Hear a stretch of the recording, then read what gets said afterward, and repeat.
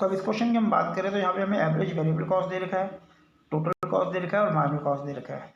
तो बेटा इसे हम इस तरह वर्टिकल फॉर्म में सॉल्व करते हैं। देखो हमें पता है 1 यूनिट पे जो हमारी मार्जिनल कॉस्ट होती है वही एवरेज वेरिएबल कॉस्ट होती है, तो ये कितना हो जाएगा 20 हो जाएगा। अब इसके बेस पर हम टोटल वेरिएबल कॉस्ट भी फाइंड कर लेते हैं जिसकी ज़रूरत हमें पड़ने वाली है। तो टोटल वेरिएबल कॉस्ट क्या होगी, 20 मल्टीप्लाई बाय 120 होगी। और टोटल फिक्स कॉस्ट भी फाइंड करते हैं क्योंकि टोटल फिक्स कॉस्ट जरूरत भी पड़ेगी। कैसे, टोटल कॉस्ट में से अगर टोटल वेरिएबल कॉस्ट माइनस कर दे तो टोटल फिक्स कॉस्ट आती है 40। तो बेटा ये तो फिक्स होगी, ये 40 हर लेवल पे 40 40 40 रहेगी, ये तो फिक्स हो गया। इसकी ज़रूरत पड़ेगी, देखो अब कैसे पड़ेगी। अब यहाँ पे हमें एवरेज वेरिएबल कॉस्ट गिवन है, अगर इसे 2 से मल्टीप्लाई कर दूँ तो 36, यहाँ पे टोटल वेरिएबल कॉस्ट आ जाएगी। और 40 और 36 को ऐड करूँगा तो टोटल कॉस्ट आ जाएगी 76। अब 76 में से अगर मैं ये माइनस कर दूँ 16 तो मुझे मार्जिनल कॉस्ट निकल जाएगी कितनी, 16। वो मैं ऐसे भी कर सकता हूँ 36/20। अगले में आ जाओ 18 गिवन है, अगर मैं इन तीनों को जोड़ दूँ तो मुझे मार्जिनल कॉस्ट मिलती है। तो इसको जोड़ो 36 + दिस 54 हो जाएगी। 54 में 40 ऐड करूँगा तो टोटल कॉस्ट 94 आएगी। और 54 को 3 से डिवाइड करूँगा तो 17 मेरी कितना 18 मेरी एवरेज वेरिएबल कॉस्ट आएगी। अगले पॉइंट पे आते हैं, इसमें मार्जिनल कॉस्ट निकालनी है तो टोटल कॉस्ट गिवन है, इसको माइनस ये कर दो 120 माइनस 94 26 मेरी मार्जिनल कॉस्ट आ गई। अगले पॉइंट पे आते हैं, 22 को मल्टीप्लाई करो 5 से तो 110 जो है वो टोटल वेरिएबल कॉस्ट आएगी। इसमें 40 जोड़ो तो 150 आपकी टोटल कॉस्ट आ जाएगी। अब 150 में से 120 माइनस करो तो 30 आपकी मार्जिनल कॉस्ट आ जाएगी। तो इस तरह से पूरा क्वेश्चन सॉल्व होता है।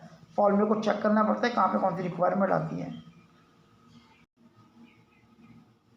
अब ये वर्ड फॉर्म है, कह रहा है a firm produce 20 units at the level of output ATC ABC 40 और 37 दे रखा है।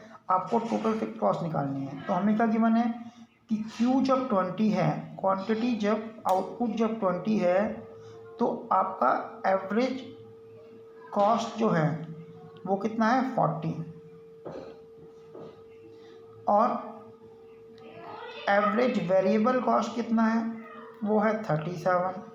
तो अगर मैं एवरेज कॉस्ट को मल्टीप्लाई बाय क्वांटिटी 20 कर दूं, इस 20 से मल्टीप्लाई कर दूं तो मेरे पास आएगा 800। ये हो जाएगा टोटल कॉस्ट।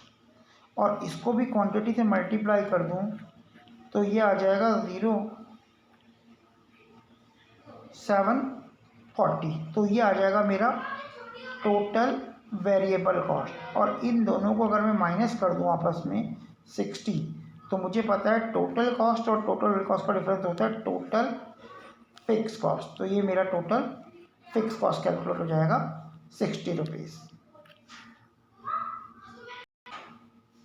आपको टोटल कॉस्ट पर 9 यूनिट का दे रखा है 85। तो आपकी टोटल कॉस्ट TC जो है वो 85 है जब Q जो आपका है क्वांटिटी जो है वो 9 है।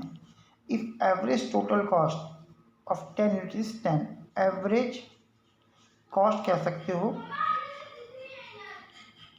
10 है जब Q 10 है, क्वांटिटी 10 है, तो एवरेज कॉस्ट भी 10 है।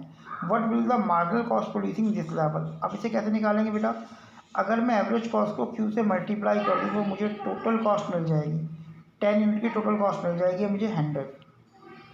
और 9 यूनिट की टोटल कॉस्ट कितनी है 85।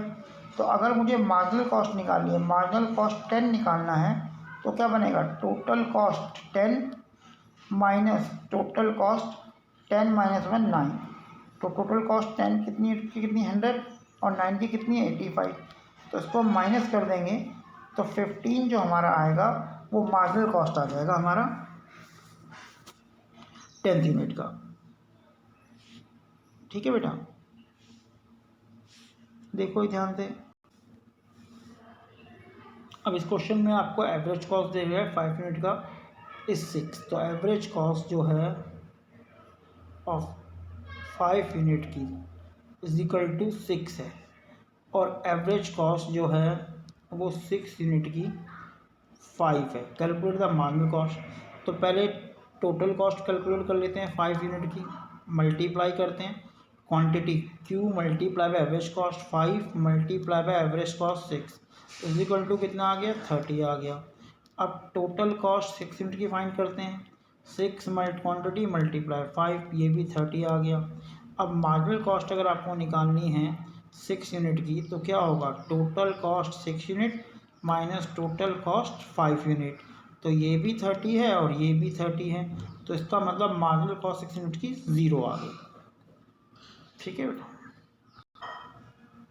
इस क्वेश्चन में क्या कह रहा है, कह रहा है आउटपुट इंक्रीज फ्रॉम 40 टू 55। अगर आउटपुट आपका Q जो है वो 40 से 55 हो जाता है, then total cost increase from TC जो है वो इंक्रीज हो जाता है 2500 से 3250।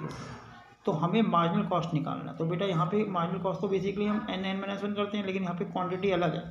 जब क्वांटिटी में इससे ज़्यादा डिफरेंस हो तो मार्जिनल कॉस्ट का जो हमारा फॉर्मूला लगता है वो लगता है चेंज इन टोटल कॉस्ट या total variable cost divide by change in output.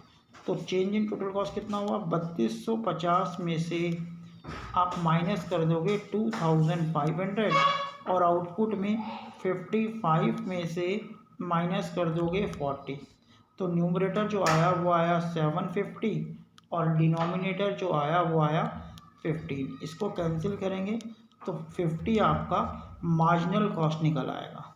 ठीक है, ये हम तब एप्लीकेबल करते हैं फॉर्मूला जब आउटपुट में चेंज जो है वो एक से ज़्यादा दे रखा हो, क्योंकि जब एक चेंज होता है तो हमारा MC का फॉर्मूला क्या लग जाता है, MCN TC या TVCN माइनस TVCN माइनस 1।